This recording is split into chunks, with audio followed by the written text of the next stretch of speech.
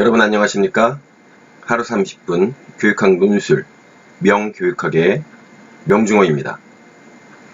자, 오늘은 5부 교육심리학 창의성에 대해 공부해 보도록 하겠습니다. 2절 창의성입니다. 개요부터 한번 보도록 하죠. 개념. 참신한 아이디어나 그런 아이디어의 결과물을 생산해내는 능력. 이렇게 얘기하죠.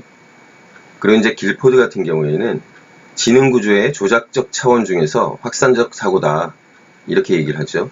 우리 이제 길포드가 얘기했었던 그 3차원 모형이 있습니다. 그 모형에 따르면 이 사람이 이제 그 발산적 사고, 확산적 사고도 얘기하고, 그 다음에 수렴적 사고도 얘기하는데, 바로 이제 이 확산적 사고가 창의성이다. 이렇게 얘기하는 거고요. 문제 해결의 과정이다. 창의성이 높은 사람은 발견적 사고를 잘한다. 이렇게도 얘기하고요. 그 다음에 환경의 영향 안에서 창의적 인간이 창의적 과정을 통해 얻은 결과이다. 라고 사피로 로즈는 창의성을 정의하였습니다. 자, 그러면 창의성의 구성 요소가 뭐냐? 길포드가 앞서서 우리 봤었지만 한번 보죠.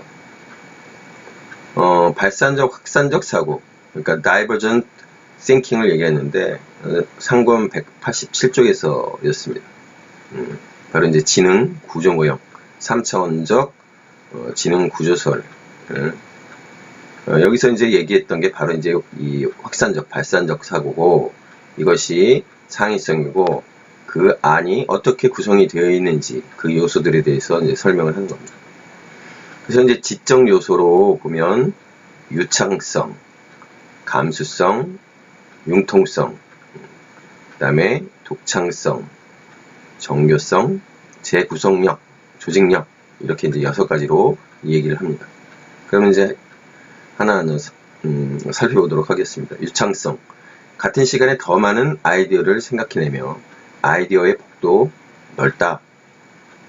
그러니까 양의 다양성이라고 하는 거죠. 사고의 속도입니다. 빠르게 재빨리 아이디어를 생각을 해내는 거니까. 제한 시간 내에 많은 양의 반응 능력을 보이는 것이 바로 유창성입니다. 두 번째는 이제 감수성, 민감성인데요. 이거 정서적 요인, 감정적 요인 아니야? 그런 게 아닙니다. 여기 보시면 나오겠지만 문제 상황에 대하여 민감하게 사실대로 지각할 수 있는 능력입니다. 사실대로라고 나오죠. 탐구심이 강하고 다른 사람들이 놓치기 쉬운 문제들을 인식하며 시야를 넓혀 자유분방하게 문제를 탐색합니다. 관련 없는 자극에 혼돈되거나 장애를 받지 않고 독립적인 자극을 할 수 있는 능력, 이것이 바로 이제 감수성입니다. 세 번째로 이제 융통성이에요. 한 가지 문제에 대하여 얼마나 다양한 접근을 할 수 있는가와 관련된 사고 능력이다. 질적 접근의 다양성을 나타내는 겁니다. 그래서 사고의 넓이와 관련된 능력이고, 낡고 오래된 사고를 버리고 새로운 생각을 채택하는 능력입니다. 자, 네 번째가 독창성, 참심성입니다. 사고의 결과로 나타나는 반응의 색다르고 신기함을 뜻합니다. 상호 무관한 아이디어들로부터 새로운 것을 창조해내는 능력이다. 자, 다섯 번째는 이제 정교성이에요. 다듬어지지 않은 기존의 아이디어를 세밀하고 치밀하게 발전시키는 능력이에요. 그래서 사고의 깊이겠죠, 깊이. 주어진 문제에 포함된 의미를 명확히 파악하고 결점을 보완할 수 있는 능력이다. 자, 그 다음에 여섯 번째로 재구성력, 조직력입니다. 기존의 생각이나 산물을 다른 목적이나 관점에서 재구성하는 능력. 복잡한 상황을 보다 간결하게 하며 새로운 의미를 부여하여 사물, 사상을 구조적이고 기능적으로 관련짓는 능력이다. 자, 그래서 길포드가 이제 이렇게 6가지로 지적인 요소들에 대해서 얘기를 했는데 복잡하죠. 복잡하기도 하고, 야, 이런 것들을 갖다 다 갖춰야 창의적인 인간이야. 어떤 면에서 보면은 좀 이제 한숨이 나오는 그런 부분인데, 어쨌든, 길포드 같은 경우는 지적인 요소를 이 6가지를 얘기를 했습니다. 자, 그 다음에 정의적 요소입니다. 창의적인 사람은 새롭고 복잡하며 어려운 문제를 선호한다. 이제 선호의 문제죠. 그러니까 감정이에요. 어떤 사람들은 싫어해요. 이런 것들 싫어하는 사람들이 있어요. 그런데 이런 이제 감정적인 측면에 있어가지고 어떤 선호를 갖다가 하는 사람들, 참을성이 강하고 좌절하지 않으며 주어진 문제를 해결하려고 계속 노력한다.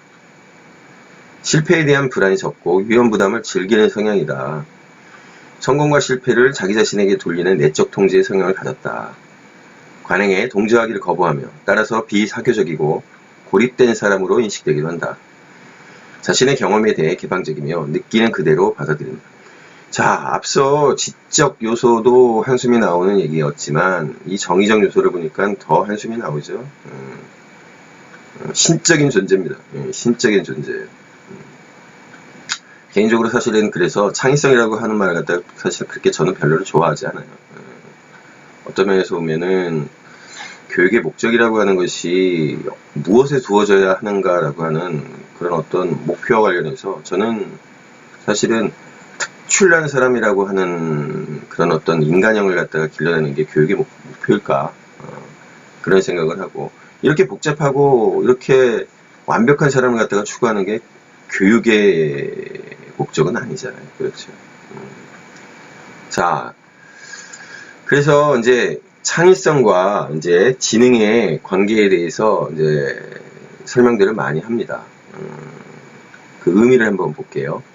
대부분의 지능 검사는 수렴적 사고, 아까 말씀드렸죠. 수렴적 사고를 강조한다. 창의성은 확산적 사고를 강조하는 것이어서 기존의 지능 검사로 측정되기 어렵다. 창의성은 IQ 120까지는 일정한 상관성을 나타내지만 120 수준을 넘어가면 상관성이 없는 것으로 나타난다. 이 식역 이론이라고 하는데요. 어떤 영역에 입구라고 하는 뜻이에요. 그러니까 이거 전부 다 일본식 조어인데 어느 영역으로 들어가는 입구라고 하는 뜻이에요. 일종의 현관문이라고 하는 거죠. 사실 이제 이걸 보면 그래요. 저는 창의성이 분명히 IQ 120까지는 일정 정도 상관성이 있다라고 얘기를 하잖아요. 그건 다른 말로 따지면 120이면은 100에서 120 정도면은 평균적인 사람이라고 하는 거예요. 그러니까 평균적인 사람들은 전부 다 그만한 능력을 다 갖추고 있다라고 하는 거예요. 우리는 창의성이라고 하는 것을 대단히 뭔가 신기하고 신비롭고 앞서 길포드가 얘기했던 것처럼 인간이 도대체 저 정도까지 능력을 가질 수 있을지 의문이 되는 그러한 갖가지 능력을 가진 것들을 창의성이라고 얘기하지 않습니까? 저는 그런 의미에서 창의성이라고 하는 말을 그렇게 반기지 않는 겁니다. 보통 평범한 사람들이 전부 다 가질 수 있는 능력이라고 저는 생각을 해요. 창의성이라고 하는 게. 다만 어떤 환경 그리고 이제 내가 놓여있는 상황, 이런 것들이 내가 배웠던 어떤 지식과 어떻게 연결을 짓고 그런 걸 통해서 어떤 문제 해결에 도달하고, 저는 이제 그런 측면들을 굳이 창의성이라고 하는 굉장히 신비로운 말로 그렇게 얘기할 필요는 저는 없다라고 생각을 하는데, 자, 그래서 창의성이 일정 정도의 지능이 있어야 가능하지만 그 한계를 넘어서면 창의성은 독창성, 감수성, 진취적 동기 등 다른 요인과 관련이 있다. 다 보통 사람들이 가지고 있는 능력입니다. 그런 기회가 주어지지 않고 그런 상황에 놓여 있지 않고 그런 환경에 접할 수 있는 기회가 없기 때문에 그럴 뿐이니, 다 독창성이 있고 감수성이 있고 진취적 동기 있어요. 누구나. 자, 그러면서 이제 스턴버그하고 이제 오하라가 연구를 한 거예요. 많은 학자들이 도대체 창의성하고 지능하고의 관계를 갖다가 어떻게 보고 있는지에 대해서 연구를 해봤더니 이렇게 쭉 분류가 되더라. 그래서 그 분류들을 갖다가 쭉 해본 겁니다. 그래서 첫 번째, 지능의 부분 집합으로서의 창의성, 서브셋이라고 그러죠. 창의성이 지능의 하위 요인이라고 하는 견해예요. 무슨 얘기냐면 지능이 우위에 있다. 그래서 이제 길포드의 확산적 사고, 길포드는 이제 지능의 한 부분으로 확산적 사고를 얘기하지 않습니까? 카텔의 이제 유동성 지능, 가드너의 다중지능, 이런 입장이 바로 이제 지능 우위설을 얘기하는 거고, 창의성의 부분 집합으로서의 지능이에요. 지능이 창의성의 하위 요인이라고 하는 견해입니다. 그래서 창의성, 우위설, 스턴버그의 투자 이론, 블룸의 교육 목표 분류학, 이제 이런 입장들이 바로 이제 창의성 우위설, 겹치는 집합으로서의 창의성과 지능, 그래서 지능과 창의성이 중첩된다는 견해예요. 중첩설, 렌주리의 세계의 고리 모델, 시격 이론, 뭐 이런 것들이 이제 이 입장에 들어갑니다. 이 렌주리 같은 사람도 그 자기계발서에 보면 이 렌주리의 어떻게 아이를 천재로 만들 수 있는가, 창의성이 있는 아이로 만들 수 있을까, 이런 거 보면 굉장히 자주 언급이 되고 그러한 책 파티에 가면 이 렌주리의 책을 볼 수 있어요. 그래서 사실은 그 우리가 그 자기계발서를 굉장히 많이 폄하들을 하는데 그렇지 않습니다. 사실 우리나라에 나와 있는 유수한 자기계발서는 우리 이제 교육학을 비롯해서 경영학도 그렇고 그런 쪽에 있어가지고 대가들의 책들이 굉장히 많아요. 그런데 그냥 한꺼번에 그냥 싸그리 전부 다 자기계발서, 그래서 폄하되고 있죠. 일부 학자들에 의해서, 말하자면 인문학을 전공하는 학자들에 의해서 싸그리 무시가 되는 겁니다. 안타까운 현실이에요. 자, 동시에 일어나는 집합으로서의 창의성과 지능이다. 그래서 지능과 창의력은 동일 능력이라는 견해로 동일 개념설, 헨슬리와 네일즈, 그 다음에 와이버그의 연구에서 이제 이런 동일 개념설이 이제 주창이 되는 거고요. 분리된 집합으로서의 창의성과 지능과 창의성이 관련이 없다. 그런 견해입니다. 그래서 이제 독립설. 그래서 여기 보면은 이제 게스첼스와 잭슨, 토렌스의 연구, 연습과 심리의 법칙인데, 이게 이제 어떤 의미냐면, 지능은 지능이고, 계속해서 연습하고, 1만 시간의 법칙, 10년의 법칙 다 마찬가지입니다. 오랜 시간 한 분야에서 연구를 하고, 탐구를 하고, 집중을 하고, 노력을 하면, 어느 경지에 오르고, 그 경지를 뚫고 나가는 순간, 굉장히 창발적이고, 창의적이고, 독창적인 무언가가 만들어진다. 그런 의미입니다. 그러니까 지능하고 상관없다는 거죠. 자, 네 번째로 창의적 사고 단계 이론을 한번 보도록 할게요. 그래서 이렇게 되는 겁니다. 이제 준비를 하고, 그 다음에 배양을 해서 발현을 하고, 검증을 하고, 이렇게 되는 거죠. 우리들이 이제 일반적으로 하는 어떤 문제 해결 방식 또는 우리가 이제 공부를 하는 방식과 그렇게 다를 바가 없어요. 이 창의적 사고 단계 이론이라고 하는 게 뭐 대단히 그 독창적인 어떤 그런 이론이라든가 그런 게 아니에요. 그러니까 준비를 합니다. 그러니까 주어진 문제를 다각도로 이제 검토하고 이제 분석을 하겠죠. 그 다음에 이제 배양, 익히는 거겠죠. 그 안에서 키워내는 거겠죠. 문제에서 벗어나서 휴식이나 다른 활동을 하면서 무의식적으로 문제에 대해 검토한 단계. 이제 이게 이제 조금 다른 건데, 어쨌든 그러함에도 불구하고 뭐냐면, 내가, 어떤 문제 상황에 대해서 끊임없이 생각을 하는 거예요. 배양이라고 하는 것이. 우리 이제 공부라고 하는 것도 그런 거 아니겠습니까? 어떤 것을,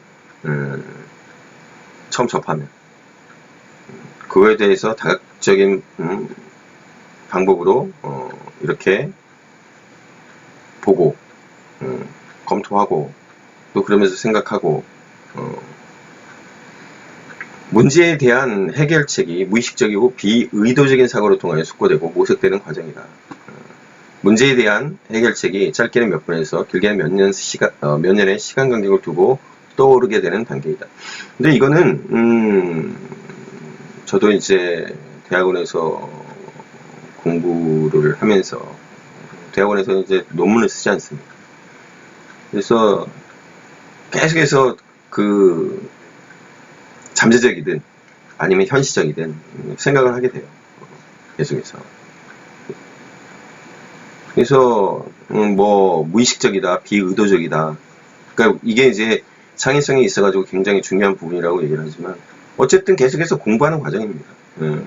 이것을 조금 더 이제 특별하게 얘기를 하고 하지만은 거의 일반적인 거예요. 계속해서 우리가 회사에 다니면서 어떤 문제를 갖다가 해결해야 되든 아니면 뭐 계약을 맺어야 되는 상황이든 또 여러분들이 이제 선생님이 돼서 아이들의 어떤 생활 지도와 관련해 가지고 그런 어떤 상황을 갖다가 이제 해결해야 하든 전부 다 이제 이런 배양의 단계를 갖다 다 거칩니다.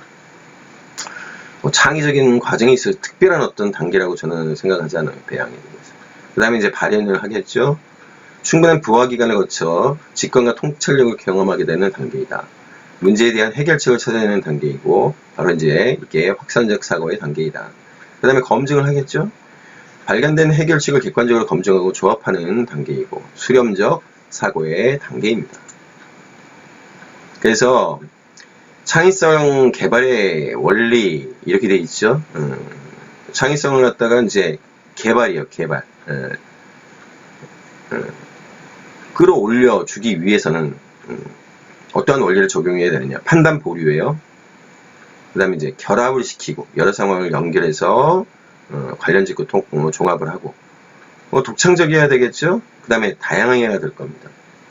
그 다음에 이제 개방적이어야 될 거예요.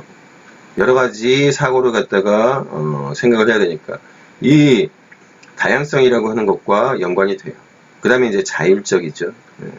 누군가의 지시나 그런 것을 통하지 않고. 그런데 여러분들 아시겠지만 그 뭐 교사 연수를 가서도 그렇고 여러분들이 학교 다니면서도 이제 이런 것들 많이 해봤을 거예요. 무슨 창의성 뭐 내지는 뭐 이러면서. 근데 자율적입니까? 굉장히 타율적이에요. 조를 짜서 뭔가를 갖다가 막 이렇게 하라고 시킵니다. 시켜요. 그러면서 창의성이 얼마나 좋아지는지 그러니까 강사님들이 오셔가지고 그래요. 그분들은 이제 폄훼하는 게 아니라 창의성이라고 하는 것을 그런 어떤 단기적인 어떤 과정을 통해서 길러주고 그런 게 아니잖아요. 저는 사실은 창의성과 어떤 교육이라고 하는 관계에 대해서 자꾸만 그 일종의 의심의 눈초리죠. 의심이 아니면은 뭐 마뜩지 않게 생각하는 부분들이 그런 거예요. 전부 다 그냥 창의성이라고 얘기하지는 않지만 그런 측면들을 누구나 다 가지고 있어요. 그런데 이제 자꾸만 이거를 강조하면서 아이들한테도 창의성 얘기하고 어른들한테도 그렇고 창의성이 없는 꼰대라고 그런 식으로 이제 자꾸만 얘기를 하고 어떤 상황이 되는 순간 우리는 이제 창의성이 없는 인간이 되어버립니다. 자, 창의성 이제 개발 기법을 한번 볼게요. 우리 이제 첫 번째로 이제 브레인스토밍을 보는데 이거 많이 하죠? 많이 해요, 우리. 오스본이 얘기합니다. 이 브레인스토밍에 대해서 문제 해결을 위해 계속적 무비판적으로 아이디어를 내놓는 과정이에요. 개인의 생각을 개방적으로 수용함으로써 유연하게 생각할 수 있는 능력을 기르는 것이고 비판을 금지하고 자유로이 사고하며 아이디어를 결합함으로써 최종적 목적지에 다다른다는 원칙을 가지고 있죠. 자, 그래서 기본적인 전제는 인간은 잠재적으로 창의성을 가지고 있지만 비창의적인 사회 문화적 환경으로 인해서 의식 수준으로 나타나지 못하고 있다. 그렇습니다. 이런 측면들이 많죠. 환경으로 인해 개인이 가지게 된 부정적 태도를 바꿈으로써 창의성이 개발될 수 있다. 이렇게 얘기를 합니다. 자, 기본적인 원리는 첫 번째로 비판 금지예요. 우리가 이제 유축되는 게 누군가로부터 지책을 받는다든가 누군가로부터 비난을 받는다든가 책을 잡힌다든가 트집을 잡힌다든가 이런 게 싫기 때문에 그렇죠. 그래서 비판을 금지하고 자유분방해야 되지. 자유로운 상황 속에서 양산 많은 아이디어를 내놓게 되면 그쪽으로 그 가운데서 질적으로 우수한 아이디어가 나올 수 있다라고 하는 거예요. 그 다음에 이제 결합을 하고 또 개선을 하고 하는 것이 바로 이 브레인스토밍에 있어가지고 이제 특징이 됩니다. 변형 기법, 브레인스토밍과 유사한데 이제 좀 다른 차원에서 접근하는 거죠. 브레인 라이팅에 쓰는 거예요. 베른트 로르바흐가 이제 635 기법, 이거를 갖다 이제 얘기를 했죠. 이제 종이에 쓰는 거예요.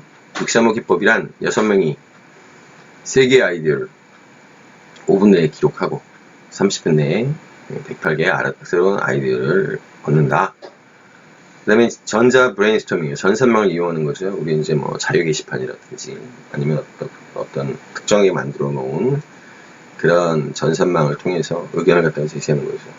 많은 사람들이 이제 한꺼번에 들어와 가지고 할 수 있다라고 하는 장점이 있습니다. 그 다음에 이제 시냅틱스 교수법이에요. 시냅틱스. 분명하게 다른 것을 함께 연계시켜 이해하는 것이다. 그래서 이제 고든이 개발한 건데 많이 쓰입니다. 이 시냅틱스가 우리는 이게 시냅틱스인지 아닌지 모르면서 굉장히 많이 쓰이는 게 바로 이 기법이에요. 아무런 연관이 없어 보이는 요소들을 비유로 연결하는 연습을 통해서 새로운 생각을 창출해낼 수 있는 가능성을 높이는 방법이에요. 인간의 전의식적, 무의식적, 심리적 기제를 의식적으로 사용하는 운용적 이론입니다.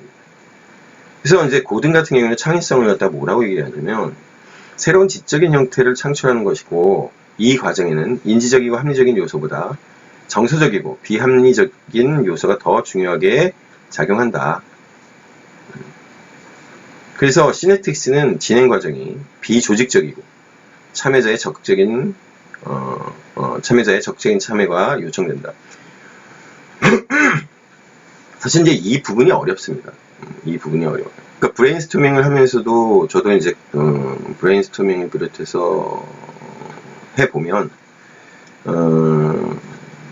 사람들이 굉장히 소극적일 수밖에 없어요. 그리고 억지로 짜내야 되는 거 아닙니까? 억지로 짜내야 돼. 앞서서 635 기법 같은 거. 무조건 5분 내에 뭐든지 써내라고 하는데, 물론 이제 양질전원이라고 하는 걸 갖다가 기대하면서 그렇게 하지만, 많이들 투덜투덜 돼요. 이런 걸 왜 하는지 모르겠다. 저도, 그런 생각이 들 때가 있어요. 이걸 도대체 왜 하지? 이런 걸 통해서 창의력이 길러지고, 창의적인 조직이 될 수 있다라고 하는 생각? 글쎄라고 하는 그런 느낌이 들 때가 굉장히 많습니다. 근데 어찌됐든 창의성이라고 하는 것은 적극적이어야 돼요. 능동적이어야 됩니다. 이거를 갖다가 하는 사람이 수성적이고 마지못해서 하면 오히려 창의성을 길러준다라고 하는 것이 오히려 더 독이 되죠. 더 위축이 되게 되고 오히려 그런 상황들, 그런 어떤 학습의 과정이라고 하는 것을 비판적으로 바라보고 그렇게 됩니다. 자, 그래서 방법이 있는 거예요. 방법. 이 시냅틱스라고 하는 게 어떤 방법을 갖다가 사용하느냐. 바로 발견적 문제 해결법이에요. 발견적. 당연한 것으로 받아들여던 대상이나 요소를 이상한 것으로 파악하거나 이상한 것으로 받아들이던 것을 친밀하게 받아들이는 경험을 통해서 사고의 민감성을 증진시키는 방법입니다. 그래서 단계가 있어요. 탈리, 거치, 성찰, 자율, 탈리. 이런 말들을 갖다가 굳이 써야 되나. 그러니까 우리나라 말이 참 우수하다라고 얘기를 하면서, 그러니까 어떤 말들을 갖다가 좋아하는 데 있어서 굉장히 학자들이 편리하게 접근하는 거예요. 일본식 말이거든요. 우리는 굉장히 많이 비판을 하면서도 이런 말들을 갖다가 좀 어떻게 개발하고 해야 되는데 그런 거는 또 안 하더라고요. 그러니까 띄워놓는다는 거죠. 이것도 띄워놓는다라고 하는 거예요. 벗겨놓고 띄어내고 문제를 상황에서 띄워놓고 멀리서 통찰하는 거죠. 그냥 떼어놓기라고 해도 돼요. 근데 굳이 이제 탈이라고 쓴 겁니다. 거치. 우리 거치라고 하는 말, 남자들은 많이 이 말 들어봤어요. 군대 갔다 오신 분들. 모자를 거치하라는 등, 총을 거치하라는 등. 거치라고 하는 말은 올려둔다라고 하는 말이거든요. 어디에 놓아둔다라고 하는 겁니다. 근데 이제 이게 이 거치라고 하는 말하고 설명하는 말하고 사실은 좀 동떨어져 있어요. 처음 생각한 해결책에 대해서 잠시 멈춰서 잠시 심사숙고하는 것이다 이렇게 되어 있잖아요. 거치하고 멈춰서 심사숙고하는 거하고 어떻게 연결이 됩니까? 아니, 멈춰서기라고 하면 돼요. 떼어놓기, 멈춰서기 이렇게 하면 되는 거 아닙니까? 근데 이렇게 거치라고 썼어요. 성찰을 많이 들어봤죠. 심적인 자유를 갖는 것이고 자율적으로 구체적인 해결책을 마련한다. 이게 이제 발견적 문제 해결법이라고 하는 거예요. 자, 또 이제 쓰는 방법이 뭐냐면 비유법. 이제 일종의 유추 방법인데요. 무의식을 갖다가 의식하기 위해서 쓰는 방법이에요. 위에서도 이제 방법론인데 이것도 일종의 방법론인 겁니다. 이제 유추하는 방법으로. 대인 유추. 사람을 특정 사물로 비유하는 거죠. 우리 어렸을 때 많이 놀리잖아요. 너는 원숭이 닮았다는 둥, 너는 개상이라는 둥, 너는 양이상이라는 그런 겁니다.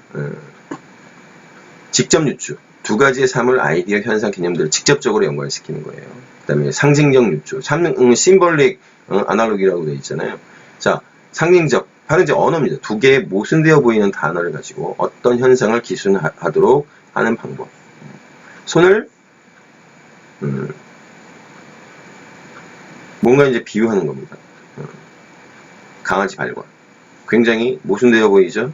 근데 왜 그렇게 할까요? 인형 같은 거 만들 때. 사람 손은 이렇게 되어 있지만, 이걸 갖다 이제 좀 더 인형 만들 때 예쁘게 만드는 거죠. 더 오동통통하고. 제가 이제 비유를 잘못 들었나. 어쨌든, 그런 겁니다. 모순되어 보이는 단어. 언어를 가지고. 그 다음에 환상적. 현실 세계를 넘어서는 상상을 통해 유추함으로써 문제를 해결하는 거예요. 이건 이제 또 다른 거죠. 또 다른 겁니다. 자, 그 다음에 이제 체크리스트법이에요. 오스본이라고 하는 사람이 창의적 사고를 유발하는 질문 형태로 체크리스트를 작성하는 것입니다. 사고의 출발 또는 문제 해결의 차관점을 미리 체크리스트로 만들어서 다양한 사고를 능률적으로 전개시키도록 한다. 스캠퍼하고 아이디얼 기법이 여기에 이제 해당이 되는데, 그러니까 스캠퍼나 이제 뒤에 아이디를 보면 체크리스트법이라고 하는 게 이제 뭔지 이제 좀 더 명칭이 되는데, 체크리스트를 만드는 겁니다.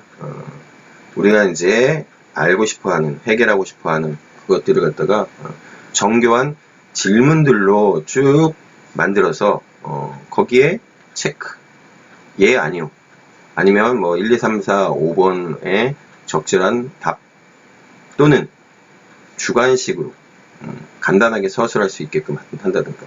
그래서 창의적인 사고를 갖다가 굉장히 체계적으로 접근하려고 하는 겁니다.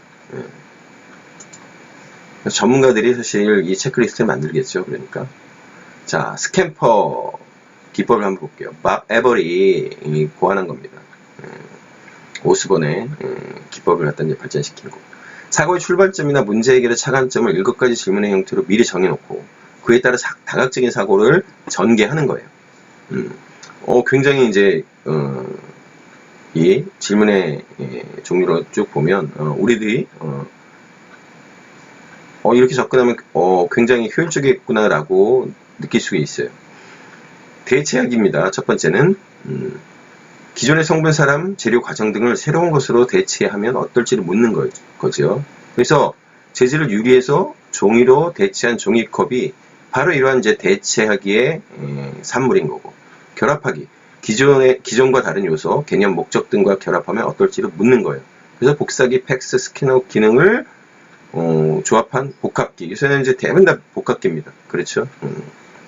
우리 그 인쇄하는 인쇄기들 집에 이제 가지고 있는 분들이 많은데 이게 이제 다 하나로 되어 있어요. 그 다음에 응용하기, 조정하기, 어댑트, 어떤 것을 다른 목적과 조건에 맞게 응용하거나 조정하면 어떨지를 묻는 거예요. 갈고리 모양의 털이 달린 산우엉 씨앗을 응용하여 만든 벨크로 찍찍이. 우리가 뭐 산우엉 씨앗 이런 것들을 갖다가 이제 직접 볼 기회는 없지만 우리 찍찍이는 많이 보지 않습니까? 그것이 말하자면 산에 등산을 갔다가 와 보니까 옷에 그냥 잔뜩 이렇게 묻어 있는데 띄워보니까 잘 안 띄어져. 왜 그런가 봤더니 바로 그 산우엉 씨앗의 끝이 갈고리처럼 이제 되어 있었다는 하는 거죠. 거기서 이제 아하 현상이 나타나. 아, 이거 뭔가 한번 해봐야 되겠구나. 바로 그런 겁니다. 응용하고. 수정 확대 축소하기. 기존 제품의 형태, 색, 무게, 의미 등을 새롭게 수정 확대 축소하면 어떨지를 묻는 거예요. 안경을 수정한 선글라스, 컴퓨터의 크기를 축소한 노트북, 이런 것들이 이제 그 결과물이라고 하는 거고. 다른 용도로 활용하기. 기존의 것을 전혀 다른 용도로 다른 상황에서 사용하면 어떨지를 묻는 거예요. 보온 용도로 만든 에어캡, 뾱뾱이를 완충 포장지로 사용하는 거고. 아, 또 있습니다. 원래 이제 에어캡이라고 하는 것은 보온 용도로 해가지고 이제 창문에 이렇게 물 뿌리고 이제 붙여 놓은 건데, 이게 이제 포장지로 사용한 거죠. 근데 여성분들은 또 이거를 갖다 다른 용도로 이제 활용합니다. 그 뾱뾱이를 터트리면 힐링이 된다라고 하시는 분들이 많아요. 어린애기들 굉장히 좋아합니다. 또 다른 용도죠. 그 다음에 제거하기. 기존 제품의 일부를 제거하면 어떨지를 묻는 겁니다. 그러니까 마우스의 선을 제거한 우선 마우스. 반대로 하기, 재배열하기. 기존 제품의 순서, 배합 등을 바꾸거나 기존의 생각과 반대되는 생각을 한다면 어떨지를 묻는 거예요. 김밥의 김과 밥의 위치를 바꾼 누드김밥인데, 어디였더라? 어느 시장의 아주머니가 파는 누드김밥이 굉장히 유명해요. 값도 싸고. 근데 그 아주머니한테 묻습니다. 우리들 많이 하는 백종원 씨가 가가지고, 아니 왜 이렇게 싸셨대요? 뭐 이렇게 물어보니까 그 아주머니 말씀이 아주 기가 막혔어요. 제가 김밥을 잘 못 사요. 자꾸만 밥이 터지고 그래갖고, 아 이거 도저히 안 되겠다 해가지고 뒤집은 거예요. 그 아주머니는 의도적으로 이제 누드김밥으로 이렇게 뭔가 그런 게 아니라 김밥을 잘 못 사기 때문에 생각하다 이 생각 저 생각하다가 그래 김밥이 터지지 않도록 하는 방법은 이거다 그래갖고 누드김밥으로 바꿨다라고 얘기를 하더라고요. 그 다음에 브랜스포드와 슈타인의 아이들 기법입니다. 자, 요 앞자를 딴 거예요. 아이들의 문제와 기회의 확인, 문제의 발견인데, 이제 아이덴티파이. 문제의 정의와 문제의 표상, define. 그 다음에 세 번째가 가능한 해결 전략의 탐색. 그 다음에 네 번째가 결과의 예상과 실행. 그 다음에 검토, 학습 이렇게 돼 있죠. 자, 세 번째 걸 한번 볼게요. 해결 전략의 탐색인데 요 부분이 사실 어떤 면에서 보면은 이제 아이들이 있어가지고 제일 중요한 부분이에요. 일반적인 전략과 그 다음에 영역 특수 전략 이제 두 가지로 전략을 나눌 수 있다라고 하는 겁니다. 그러니까 일반적이라고 하면은 굉장히 폭이 넓겠죠. 그렇죠. 영역 특수 전략이라고 하면은 폭이 작겠죠. 규모가 작겠죠. 좀 더 세밀하겠죠. 자, 거기에서부터 이제 생각을 하시면 이 일반적 전략하고 영역 특수적 전략이라고 하는 것이 어렵지가 않아요. 내용과 독립적으로 다양한 문제에 적용될 수 있는 전략. 그렇죠. 일반적인 전략이니까 폭 넓게 접근을 해야 되는 겁니다. 적용의 어떤 폭이라고 하는 게 굉장히 넓어야 되겠죠. 자, 그래서 잘 정의되지 않은 문제, 비구조화된 문제 해결에 사용한다. 일반적인 거는 어떤 겁니까? 어림 잡는 거예요. 대충. 이렇게. 넓게 바라보는 거죠. 저기에 나무가 있고, 저쪽에 사람이 있는 것 같고, 저쪽에 뭐가 있는 것 같고. 바로 그런 겁니다. 구체적으로 그 나무가 어떤 나무인지 잘 몰라요. 그 사람이 멀리서 보니까 남자인지 여자인지 모르고. 그러니까 정의하기가 힘들죠. 그렇죠? 그게 바로 이제 잘 정의되지 않은 문제예요. 그런 문제에 일반적인 전략을 갖다가 쓸 수밖에 없죠. 어린 점에서 해야 되니까. 그래서 뭐냐면 발견법, 어림법이라 휴리스틱스라고 하는 것을 사용할 수밖에 없습니다. 이 방법은. 이 뒤에 이제 휴리스틱스라고 하는 게 이제 또다시 한번 나올 거예요.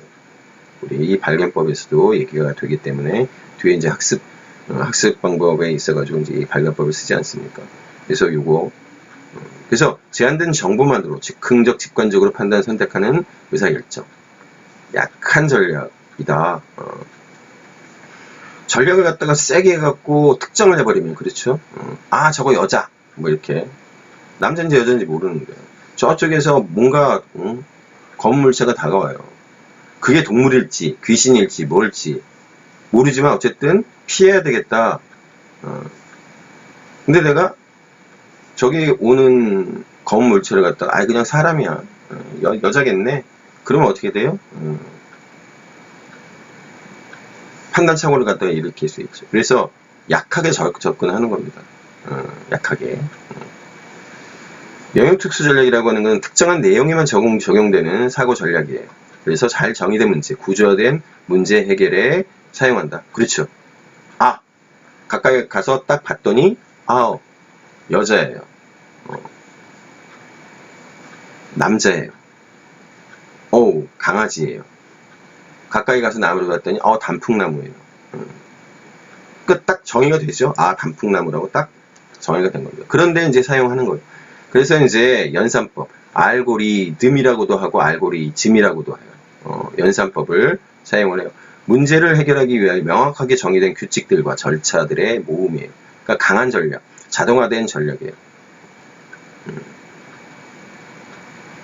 강한 전략, 자동화된 전략. 이건 이제 나중에 이제 또 한번 볼 겁니다. 아시겠죠? 예. 자, 그 다음에 드보노의 CORT 프로그램이에요. 여기 이제 CORT가 뭐냐면 Cognitive Research Trust예요. 그러니까 인지적 탐구 모듬 뭐 그 정도쯤 될 겁니다. 그래서 PMI 기법하고 6가지 사고모자 기법이 있어요. PMI 플러스 마이너스 인터레스팅의 줄임말이죠. 좋은 점, 나쁜 점, 흥미로운 점을 찾는 것이고 문제나 대안을 바라보는 시야를 확대하는 방법입니다.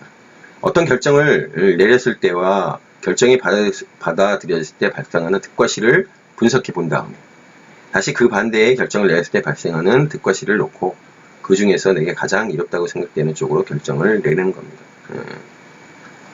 놔두고 이건 마이너스 1점, 마이너스 2점, 1점, 2점 그렇게 해서 해 놓고 이거는 흥미 있겠는데 그러면 선택 문제의 접근 그런 거죠. 그 다음에 이제 6가지 사고모자 기법인데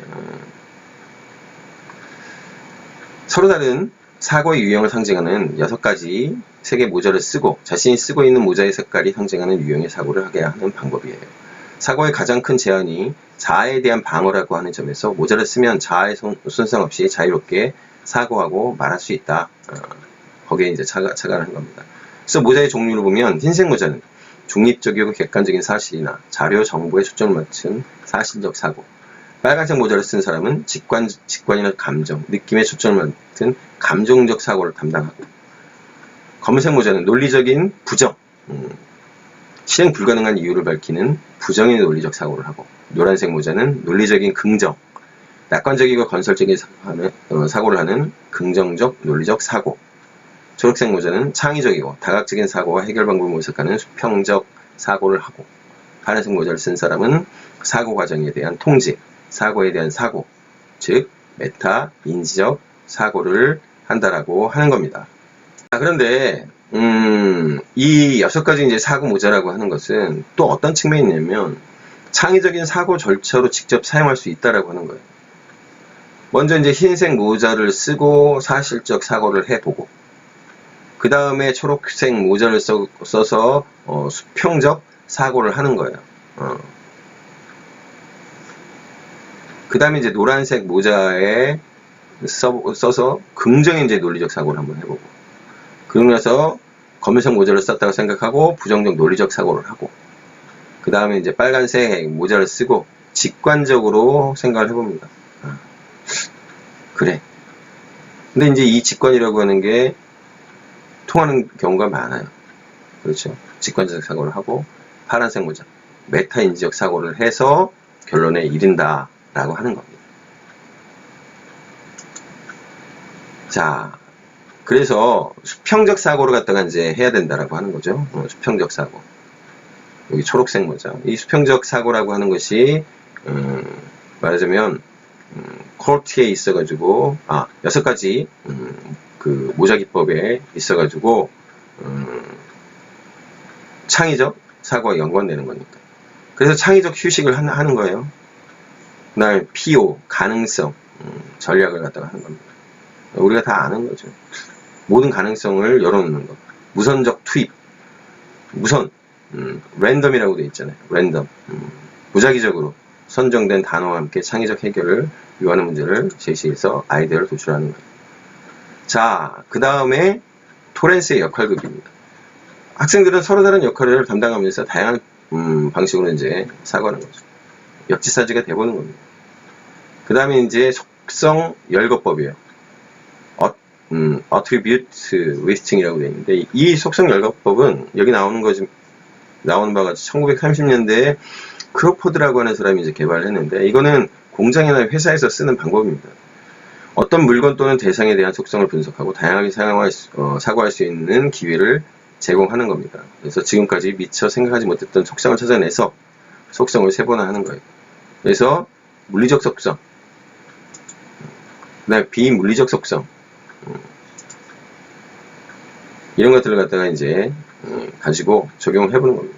그래서 문제를 기술하고 문제를 분석하고 어떻게 개선할 수 있는지 아이디어를 제시하고 아이디어들을 평가해서 그 중에서 좋은 것을 선택한다. 직접 이제 회사나 공장에서 쓰여진 거기 때문에 근데 그렇다는 것 정도만 여러분들이 알아두시면 되겠습니다. 그 다음에 이제 마인드맵이에요. 여러분들 이 마인드맵을 특히 이제 교육학이라든지 이런 거 정리할 때 많이 쓸 겁니다. 그렇죠. 효과적인 방법이에요. 효과적인 방법인데 이렇게 이제 목차로 나와 있는 거를 이렇게 이제 그림으로 표현한다라고 생각하시면 되겠죠. 그래서 개념, 그래가지고 요거를 갖다가 가지고 이런 식으로 만들 수 있다라고 하는 겁니다. 1970년대 초에 영국의 토니 부전이 개발한 거예요. 사람의 생각을 핵심어, 이미지, 기호, 개념 등을 방생 가지 형태로 종이에 기록해서 사고력, 창의력, 기억력을 높이는 두뇌 개발 기법. 여러분들 기억력을 높이는 거죠. 그러니까 여기 나와 있는 이것처럼 되는 거예요. 중심 주제가 있고 여기서 주요 주제로 가서 그 다음에 하부 주제로 이렇게 가는 겁니다. 그래서 중심 이미지를 만들고 주가지를 만들고 부가지를 만들고 세부가지를 만들고 여러분들 교육학 책들도 많이 나와 있죠. 이런 식으로 마인드맵이라고 해서 교육학 마인드맵들 여러 선생님들이 쓴 책들이 있습니다. 강제결합법이에요. 겉보기에 전혀 관계없어 보이는 2개 이상의 아이디어나 사물을 억지로 관련시킴으로써 아이디어를 유도하는 겁니다. 그래서 이제 접근 방법을 보면 이렇습니다. 목록표 작성하기. 이 목록표를 갖다가 이제 학생들한테 준 다음에 목록표에 제시된 사물과 문제를 연결시키면서 학생들에게 그것이 수정 가능한지, 아이디어를 좀 더 발전시킬 수 있는지, 실행에 옮길 수 있는지를 평가하도록 하는 겁니다. 두 번째는 이제 카탈로그 기법이에요. 이거는 어떤 면에서 보면은 여러분들이 그 연예 프로그램이나 예능 프로그램이나 이런 데서 많이 보셨을 거예요. 아무데나 열어서 많이 하는 건 이제 사람 숫자 많은 걸로 해갖고 이기면 음식 먹기 그런 거지만 어느 부분을 딱 폈을 때 나오는 어떤 이미지나 글이나 그런 걸 가지고 특정한 어떠한 제시된 그런 것들을 갖다가 묘사하게끔 하고 그런 것들을 갖다가 여러분들이 보신 적이 있을 거예요. 그래서 카탈로그 잡지에서 그러니까 무작위로 그 어떤 페이지를 갖다가 열어서 관계를 갖다가 이제 구성하게끔 만드는 거죠. 그러니까 이제 이걸 갖다가 이제 좀 더 그 정교하게 하려면 이 카탈로그를 제작을 해야 되겠죠. 그냥 우리가 일반적으로 시중에 그런 잡지가 아니라. 그 다음에 임의강제결합법.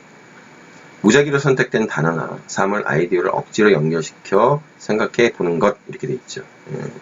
그래서 이 임의강제결합법 같은 경우에는 개그맨들이 굉장히 많이 씁니다. 개그맨들이 굉장히 창의적인 사람들이에요. 장난꾸러기들이죠. 사물을 갖다가 비틀어보고 또 말로 그렇게 표현을 하고. 그래서 개그맨들 같은 경우는 이 임의강제결합법을 실제로 많이 자기 자신들의 훈련 방법으로 써요. 그러니까 우리가 이제 많이 하는 게 제 이름을 가지고 어떤 말을 갖다가 만드는 거죠. 그러면 명중어가 중이 되려고 하다가 호랑이를 만나서 그만뒀다, 이런 식의. 그렇죠? 이런 것들이 이제 말하자면 임의 강제 결합법이라고 얘기가 되는 겁니다.